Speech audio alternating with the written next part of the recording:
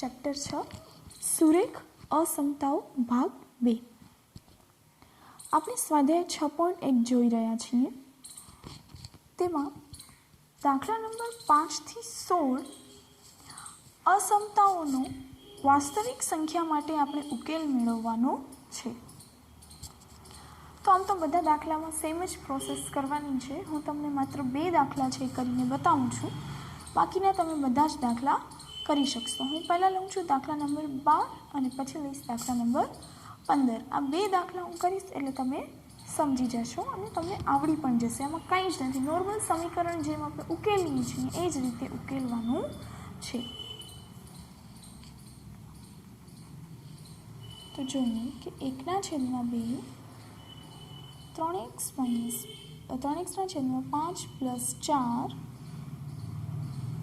greater or equal to 1/3 x - 6. સૌ પ્રથમ આપણે લસા લઈ લઈએ. 1/2 3x + 20 / 5 greater or equal to 1/3 x - 6. પછી આ 10 3x + 20.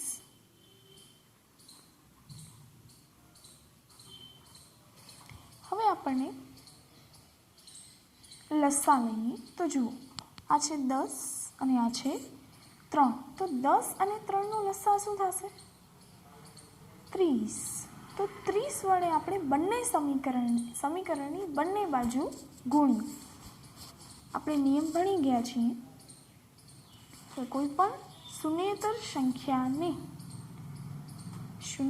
સંખ્યા વડે આપણે બંને બાજુ ગુણવાથી નિશાનીમાં કોઈ ફરક આવતો નથી. તો ચલો,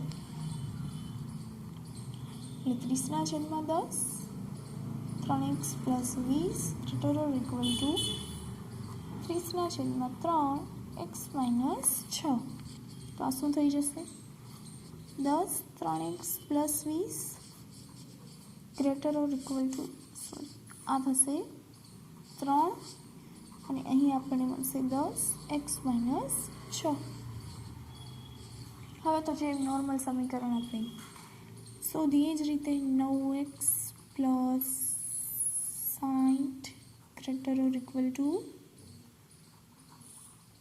10x - 60. હવે સૌથી પહેલાં બંને બાજુ -60 વડે બાદબાકી કરતા. ગુણાકાર કરીએ ત્યારે જ નિશાની બદલવાની હોય માઇનસ સંખ્યા વડે. બાકી આ તો આપણે બાદબાકી કરીએ છીએ. તો 9x + 60 - 60 greater or equal to 10x - 60 - 60. તો આ થઈ જશે 9x greater or equal to 10x - 120. ચાલો, હવે આપણે શું કરીશું? તો બંને બાજુ આ સાઈડ 10x છે, આ સાઈડ 9x છે. આપણે તો xની કિંમત મેળવવાની હોય તો આપણે 10x બાદ કરશું બંનેમાંથી તો આપણને આ સાઈડ આપણને x મળશે. આ સાઈડના જે 10x છે એ કેન્સલ થઈ જશે. તો 9x - 10x 10x - 10x - 120. તો આ મળ્યું -x greater or equal to -120. હવે જુઓ, તો હવે આપણને બંને સંખ્યા કેવી મળે છે? માઇનસમાં મળે છે. એટલે કે વળી આપણે બંને બાજુ શું કરીશું? -1 વડે ગુણીશું. હવે -1 વડે ગુણશું તો નિશાની શું થઈ જશે? અસમતાવાળી જે નિશાની છે શું થશે? બદલાઈ જશે. એટલે થશે x < ≤ 120 આપણા નિયમ પ્રમાણે. તો આના ઉપરથી આપણને ઉકેલ શું મળશે? કે અસમતાનો ઉકેલ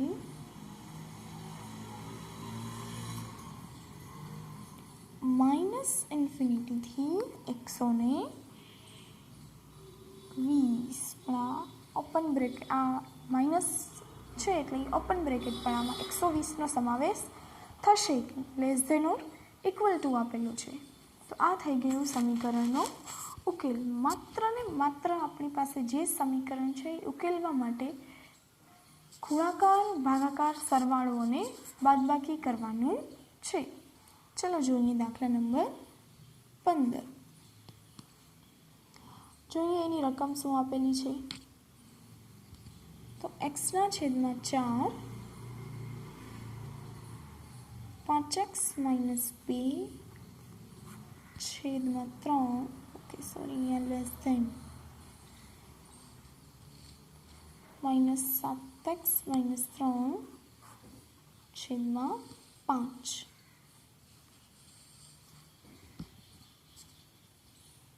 ચાલો હવે આપણી પાસે જે છેદમાં આપેલું છે 4, 3 અને 5. તો 4, 3 અને 5નો લસાઅ આપણને મળે 60. એટલે આપણે બંને બાજુ 60 વડે ગુણીશું. તો બંને બાજુ 60 વડે ગુણીશું તો આ માઇનસવાળું ટર્મ છે એટલે આ પદને પણ ગુણાશે, આ પદને પણ ગુણાશે. હવે તમને ખબર હોય. ચલો તો આ શું થશે?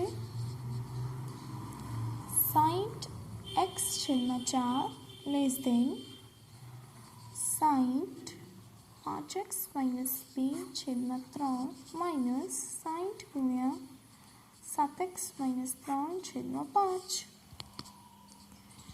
ચલો એટલે હવે આપણને શું મળ્યું? 15x less than 20 5x - 2 minus ચલો હવે અહીં કેટલા આવશે? 12 7x - 3. તેથી 15x less than 100x - 40 -12 + 84x minus plus 36. બાકી બધા તો જે નિયમ આપણે કરીએ છીએ એ જ નિયમ છે.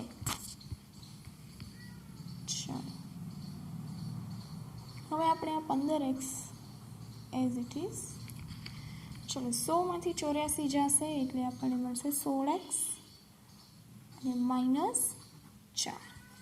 હવે જો આ 4 છે એને હું બાદ કરીશ તો શું થશે? -4 એટલે કે આપણે +4 બંને બાજુ એડ કરશું એટલે આ સાઈડ થઈ જશે 0. જ્યારે આ સાઈડ મળશે આપણને 4. આ થશે 15x +4 લેસ ધેન 16x. ચલો હવે શું કરીશું? તો હવે 16x જે છે એ તો એઝ ઇટ ઇઝ રહેશે. આપણે 16માંથી 15x છે એ બાદ કરીશું એટલે કે બંને બાજુ આપણે 15x બાદ કરીએ તો આપણને મળી જશે આ સાઈડના 15 કેન્સલ. ચલો લખી દઉં કે 15x +4 - 15x less than 16x - 15x. ચલો કેન્સલ એટલે કે 4 લેસ ધેન x. તો આને આપણે શું કહી શકીએ કે x ગ્રેટર ધેન 4 એટલે કે xની જે કિંમત છે કેવી છે? 4થી મોટી છે. પણ 4 હશે કે નહીં હોય? તો નહીં હોય કેમ કે આમાં ગ્રેટર ઓર ઇક્વલ ટુ આપેલું નથી. તો અસમતાનો ઉકેલ શું થશે?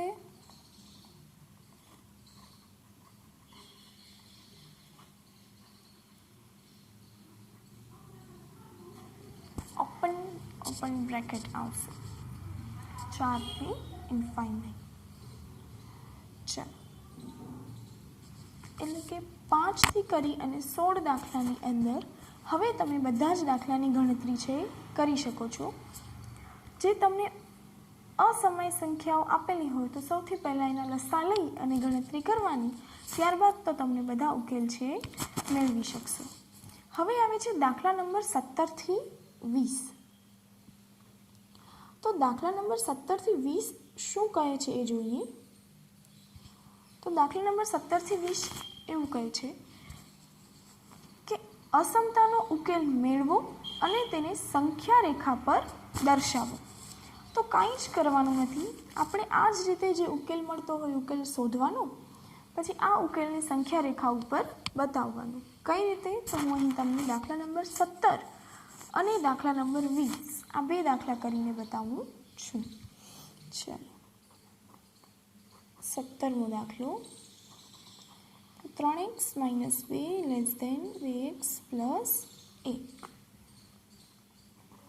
તો 3x - 2 - 2x, તો આ સાઈડ 2x + x - 2x, એટલે આપણને મળશે x - 2 > 1. તો હવે આપણે 2 વડે બાદબાકી કરીશું એટલે આ 0 થઈ જાય. -2 + 2, 1 + 2, તેથી x < 3. તો હવે આનો ઉકેલ શું થશે કે xની કિંમત છે 3થી નાની છે, તો 3થી નાની એટલે ઋણ સંખ્યાનો બધી ઋણ સંખ્યાનો સમાવેશ થશે. તો અસમતાનો ઉકેલ -∞ થી 3. હવે આપણે આનું સંખ્યા રેખા ઉપર નિરૂપણ કરવાનું છે. 0, 1, 2, 3, 4, -1, -2, -3, -4. હવે ઓપન બ્રેકેટ છે એટલે કે 3નો સમાવેશ થશે નહીં, તો અહીં 3. ત્યારથી બધી જ ઋણ સંખ્યાઓ એટલે કે આ બધું જ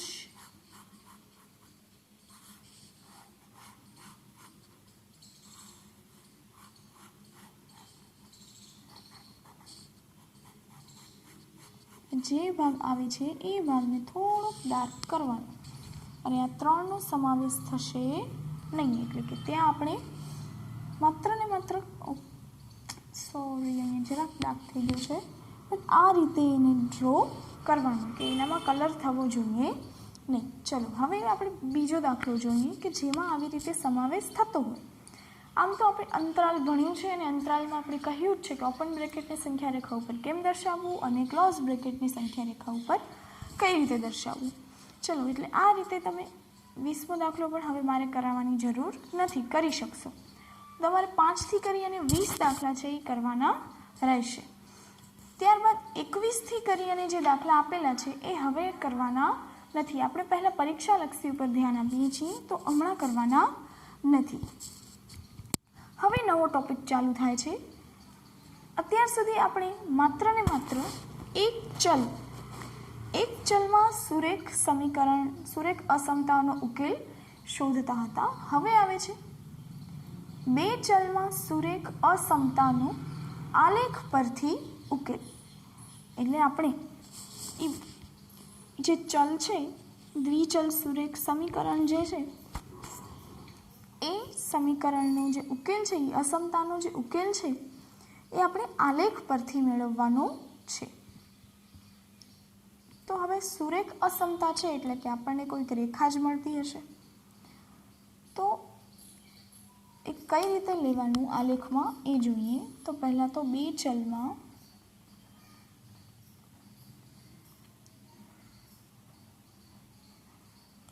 સુરેખ અસમતાનો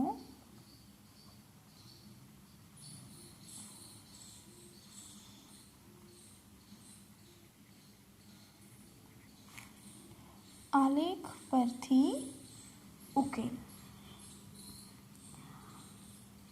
તો સૌથી પહેલાં તો આપણે આલેખમાં 2 ચલમાં સુરેખ અસમતાઓ દર્શાવીશું એટલે આપણને શું મળશે, કોઈ એક છે એ રેખા મળશે. તો હવે રેખા જે છે એ યામ સમતલનું વિભાજન કરે છે. કઈ રીતે, તો જો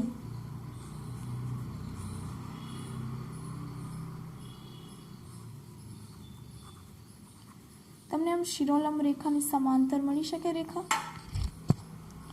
તો આ રેખામાં આપણને અર્ધતલના શું કરે છે, આ અર્ધતલના 2 ભાગ કરે છે, 1 અને 2. તો આ સાઈડનું અર્ધતલ થશે ડાબી બાજુનું અર્ધતલ, આ અર્ધતલ થશે જમણી બાજુનું અર્ધતલ.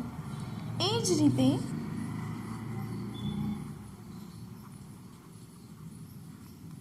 જ્યારે આપણને આ પ્રકારનું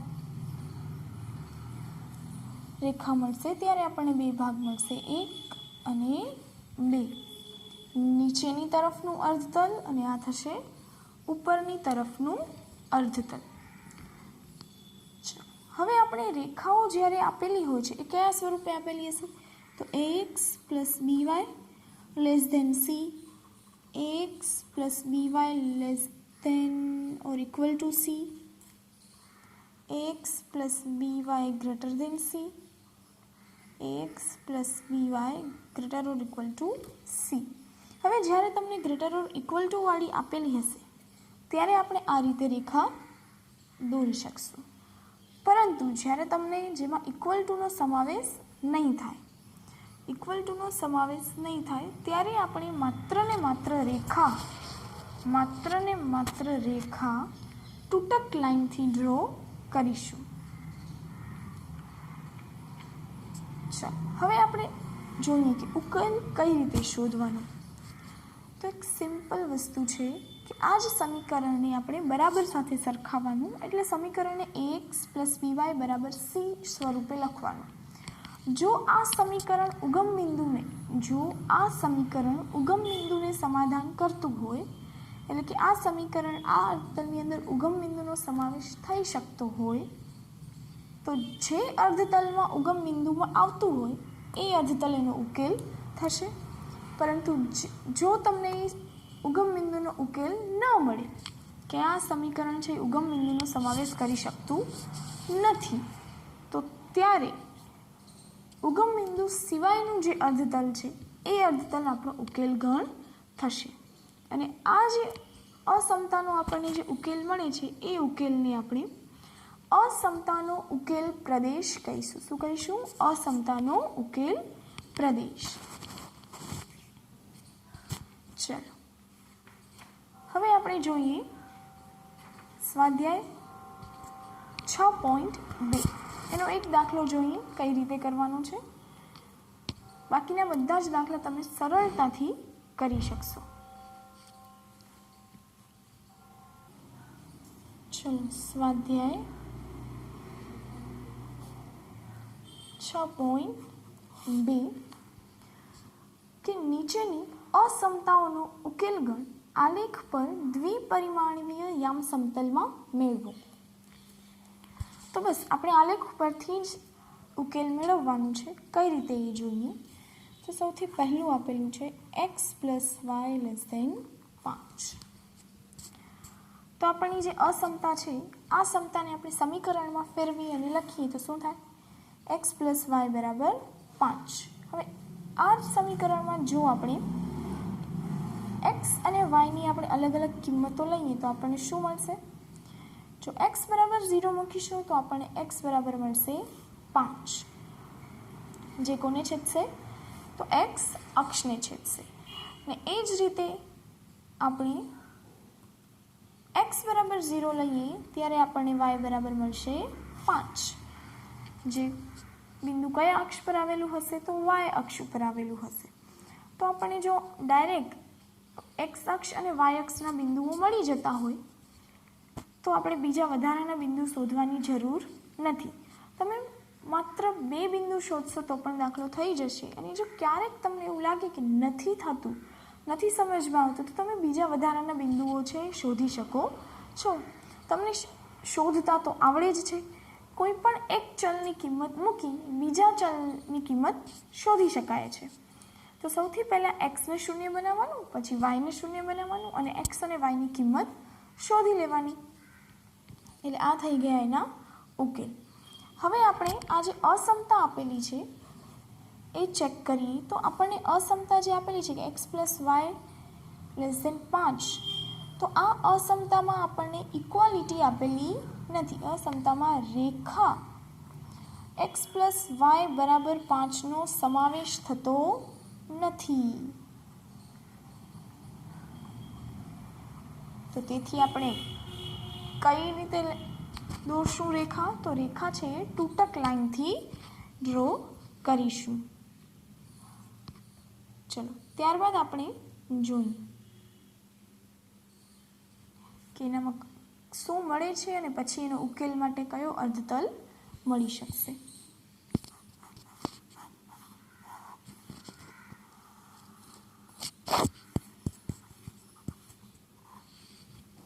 ચલો આ થશે ઉગમ બિંદુ.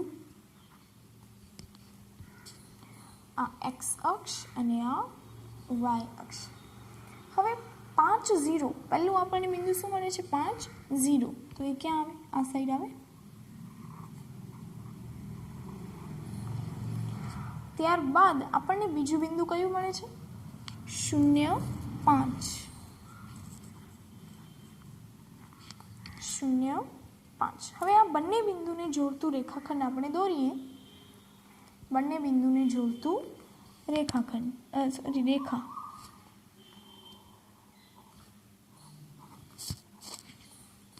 तो हवे आपणे अहीं बे अर्धतल मळे छे, एक उपरनुं अने एक नीचेनुं।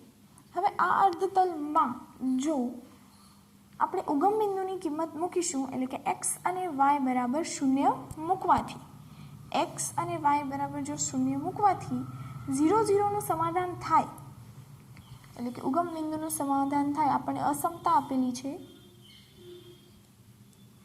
x + y <5 તો 0 + 0 <5 તો હા આ છે વિધાન કેવું છે સત્ય છે એટલે કે આ અર્ધતલ આ ઉકેલ છે 0 0 નો સમાવેશ કરશે એટલે કે એનો અર્ધતલ કયો આવશે કે જે અર્ધતલમાં 0 0 ઉગમ બિંદુનો સમાવેશ થતો હોય। તો આ જે સેક્શન છે આ સેક્શનમાં ઉગમ બિંદુનો સમાવેશ થાય છે। આ થશે એનો અસમતાનો ઉકેલ। હવે આપણે જે ઉકેલ મળે છે એને તમે રંગીન ભાગ કરી શકો છો, આ રીતે રેખા લાઈન ડ્રો કરી શકો છો, કલર પણ કરી શકો છો, કાંઈ પણ રીતે માત્ર આપણે એને અલગ બતાવવાનું હોય કે આ બે અર્ધતલમાંથી કયો છે એનો ઉકેલ થશે। ચલો હવે જોઈએ આપણે દાખલા નંબર આ લાઈન છે એ તૂટક લાઈનથી દર્શાવવાની હતી। આ લાઈન જે છે એ તૂટક લાઈનથી દર્શાવવાની છે। હું ફરીથી ડ્રો કરું છું।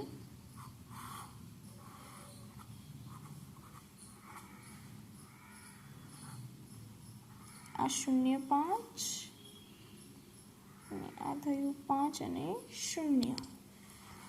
આપણે જે આ લાઈન ડ્રો કરીએ એ તૂટક લાઈનથી દર્શાવવી, કારણ કે આ અસમતામાં રેખાનો ઉપયોગ છે થતો નથી એટલે આ થશે હવે એનો ઉકેલ। બરાબર, જો આવી ભૂલ કરવાની નહીં।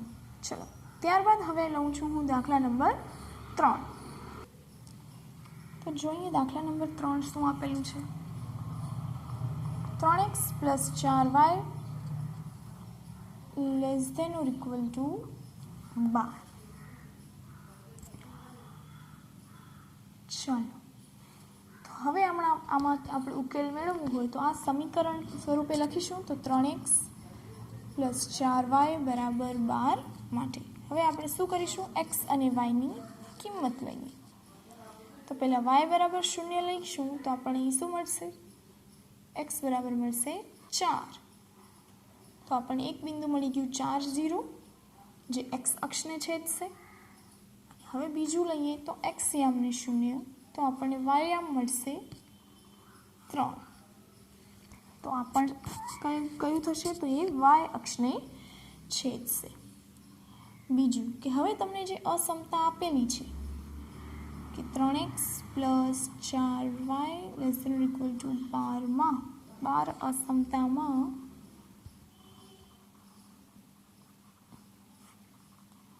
રેખા 3x + 4y = 12 નો સમાવેશ થાય છે। એટલે હવે આપણે કઈ દોરશું તો એકદમ જે નોર્મલ રેખા આપણે દોરીએ છીએ ઘાટી લાઈનથી એ રીતે દોરીશું, તૂટક રેખાનો પ્રયોગ કરવો પડશે નહીં। તો ચાલો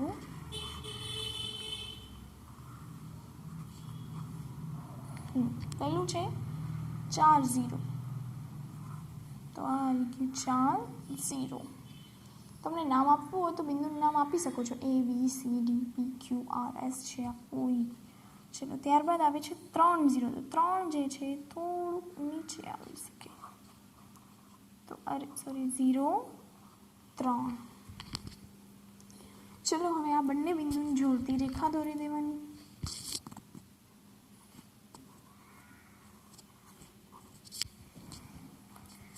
હવે ચેક કરવાનું છે કે ઉગમ બિંદુનો સમાવેશ થાય છે કે નહીં. તો જોઈ લઈએ. 0 0 0 0 કિંમત મૂકીશો તો તમને મળશે <0 લેસ ધેન ઇક્વલ ટુ 12, જે સત્ય છે એવું આપણે અહીં લખવાનું કે ઉગમ બિંદુ માટે 0 0 માટે 3x + 4y < 12 એટલે કે 0 લેસ ધેન ઇક્વલ ટુ 12, જે સત્ય છે. તો કયો ભાગ આવશે? જેમાં ન આવતું હોય એમાં ઉપરવાળો ભાગ આવશે, એટલે કે ઉગમ બિંદુ ના આવે એ. ચલો, સ્વાધ્યાય 6.2ની અંદર માત્ર ને માત્ર 1 થી 5 દાખલાઓ કરવાના છે. તો મેં પહેલો અને ત્રીજો કરાવ્યો છે, તમે બીજો, ત્રીજો અને પાંચમો છે કરી શકો છો. Thank you. તો એ હોમવર્કમાં છે.